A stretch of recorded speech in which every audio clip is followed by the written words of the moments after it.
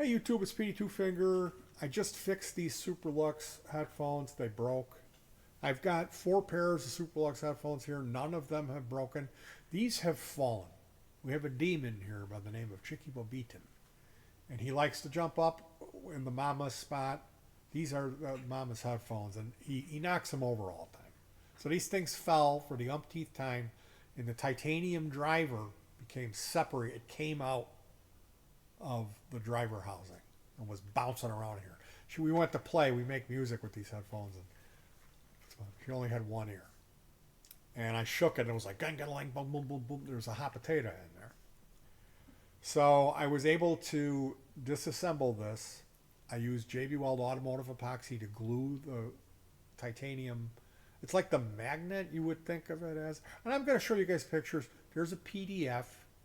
It's going to take some time, but if you have superlux headphones, these are the Evos. I've got the 671s, I've got the 688s, I got the Evos, and I got the 330s. The 330s I've had for 10 years, and they still work. None of these headphones have ever broke, and I buy a pair for my wife, and they get broken. So I didn't completely have a conniption and yell and scream at her like I probably would have 10 years ago. I would have flipped out and been like, GD it, and all this, you know. You know how it is when someone breaks something of yours that's not, I bought them for her, but still, I fixed them. And that's what this video is all about. I got to warn you guys, this is not easy for me to describe this. It's going to take at least 20 minutes. The repair I'm going to be talking about is if the driver element fell out. Like the backing part, the whole chunk, the business end, the real heavy block of titanium, the magnet for the driver has physically come flying out of its chassis and is bouncing around inside the, like if you shake your headphones and you don't hear anything, you don't need to do this repair. But the first part of disassembling this is relevant if you need to repair your cord. These headphones have a little cable that sticks out, and sometimes those will break on people. Also, people modify them. So if you're into these headphones, feel free to watch it. I just don't want people coming at me and throwing shade on me because I made a 20-minute video about a complicated repair. I'm going to do my best to get through this quickly, okay? But it's going to take time. And we're going to take a look at a PDF. We can pop over here. You can see I downloaded this PDF. It's called Superlux HD 681 Evo PDF. And it has all kinds of information about passive and active modifications for these headphones, where you can use RC networks. You can half glue this half moon of felt on here. You can use hot glue to partially cover the ports. So this is a PDF that's worth having if you own the headphones. We're going to be just talking about how I disassembled them. And the first step of that is lightly tugging on the covers, the pads, the cushions. The cushion kind of holds itself in place. So you want to lightly tug and go around in a circle. You might go around even twice. And then you'll pull it out and it'll come off. And then it looks like this. Now you got to resist the urge to remove these 3 screws here because you do not need to remove those 3 screws. Next up, this inner screw is the one we do need to remove. You remove that screw, and that's going to enable you to pull the outer cover off. That's this banana-shaped cover. It has these 2 trim pieces. There's one on the bottom and there's one on the top that just pop in there and they're held in place. But there's a single screw that you access on the inside, and that will enable you to pull this piece downward. There's 2 splines here that line themselves up with 2 holes, and that's how it fastens itself on the bottom. So you remove this screw and you apply a jiggle pressure downwards. So you're pulling down while you're jiggling it because it's fastened here, and it will just slide down, exposing this trim piece, and then there's a bottom trim piece too. So one of the things that's important to consider is that when you pull this down, this bottom trim piece here, when you reassemble it, you need to pop this trim piece in place. There's 4 slots on the bottom of this. 2 of them are for this chrome piece, and the other 2 are for the splines that are on the inner bracket cup assembly. So if you just slide this on here and put the screw in, and then you grab your bottom trim ring, there's no way to get it in. You have to do that beforehand. So when you're reassembling it, and it's time to put this outer banana-shaped bracket back on, first step is to put the outer trim ring cover in place and then slide it on. Once you slid it on and everything lines up nice, you can take the top cover, top trim ring, this chrome piece here, pop that in there, make sure it's all seated nice, run your screw in, and then Bob's your uncle. So that's really it as far as if you are going to merely be replacing or resoldering your cable.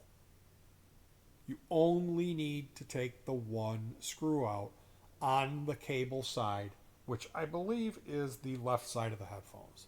You only need to take that one tiny screw. It's a tiny Phillips. You need like a jeweler screwdriver. Remove that one. Force this down.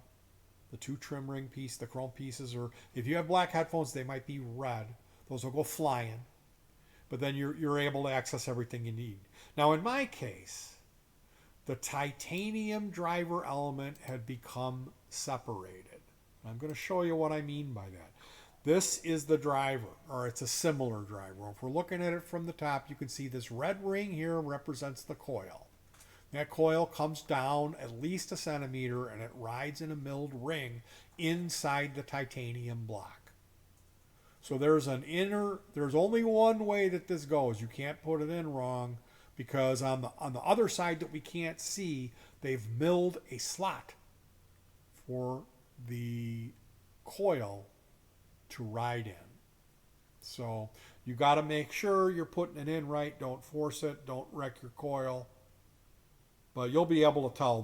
There'll be on mine it had this like tan glue. The glue was all over the place, and the glue had failed. So that's the first step, is removing that glue and cleaning it up.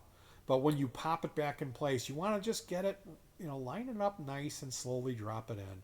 Before I removed the glue, it didn't seat right. When I removed all the glue, then it sat properly, and I went ahead and used JB Weld Automotive Epoxy. And I put a small bead around it, cleaned it up real nice, and let it sit and cure for 48 hours. And then we reassembled everything. I soldered the wires back on, screwed everything back together, and they sound fantastic. They work like the day that we bought them. So you can pop this back in here and re-glue it with the glue of your choice. You just gotta, I would recommend cleaning it up, meaning remove all the old glue, because if the glue failed once and you're gluing onto that glue is going to fail again. You're going to want to carefully reinsert this and make sure that it's properly fully seated before you try to glue it. So for me, that meant one thing, and it was just removing all the old glue. So we're going to call this the titanium block, or the magnetic block. I guess that's probably a good word for it.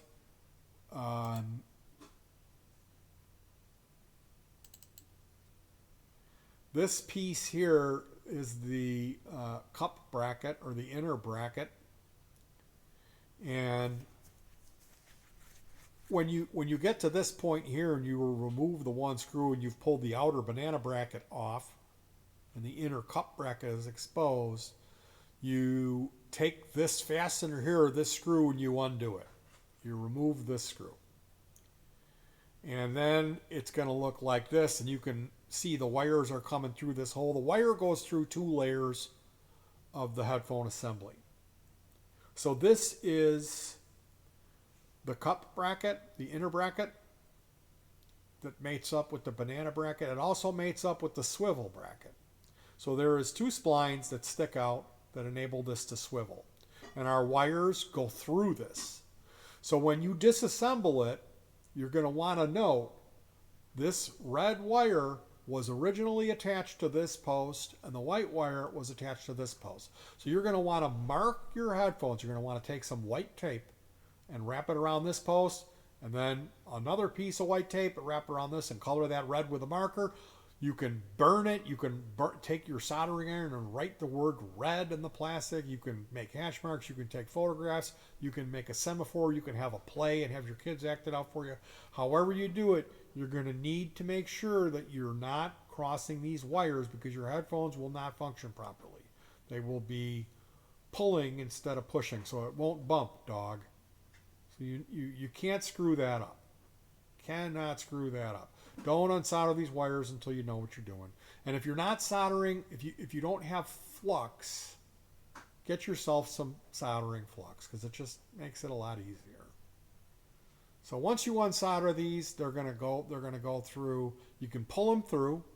You got to pull them through so they're free, and then you can stick a pocket knife in here and bend this out, and this will pop off. That's the swivel bracket. And the wires come through. And then you're going to have it exposed. You're going to be able to see in there. You know, you could leave all this on here and try to side angle it in. But I had glue all stuck around the inside of the base where it glues in. And I wanted to remove all that glue. So I wanted to remove everything so I could get at it. And that was my choice. You could, if someone had a gun to your head and you had unlimited time, you could do this repair without taking everything apart. You could get in there and side angle it in through the thing using chopsticks while you're biting down on your distended tongue. I don't do things that way. I'll take it apart because I know I can always put it back together. So this piece, just pop that in here. Just set that in here. This pops on there. And the wires go through that first, and then secondly they go through this. And these little splines fit in these holes. So when you're putting this back together, you'll put this assembly in your palm. You pop this bracket back on here and make sure the splines pop through the holes. Run the wires through the first swivel bracket. Then take the inner cup bracket, run these wires through this hole, make sure these two splines pop into these holes. When you have that all lined up in your palm, take the entire headphone assembly and this piece here that's holding the two main support wires, line that up with the center hole. You may need to call your partner, your wife, or if you have a pet that's handy with hand tools. If you have a trained monkey that's grown an opposable thumb, you have them come in and run this screw in here for you. And then, like I said, you've already run the wires through the swivel bracket and the inner ear cup bracket, the inner cup bracket, excuse me. And so you'll have these wires are where they need to go. They need to go through both of those layers, the holes. And then you go ahead and resolder these on. Then you put your trim ring on the bottom. The chrome trim piece goes on the bottom of the outer banana bracket. And then you slide that in upper motion, pressing it into place where these splines are going to line up with the holes. Once you have that lined up, you can pop your top bracket in, run the screw back through the inner bracket into the banana bracket, and Bob's your uncle. And I did not notice any difference in tonality as far as these things, what they sound like.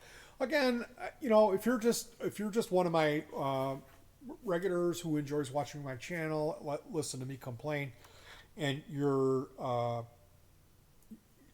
thinking, oh, a pair of quality headphones, something like AKG, like they're like $300 studio headphones. You can get these. They're like 30 to 50 bucks.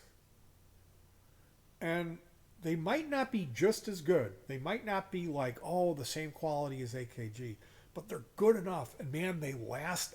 I'm telling you guys, I've never had a problem with superlux headphones.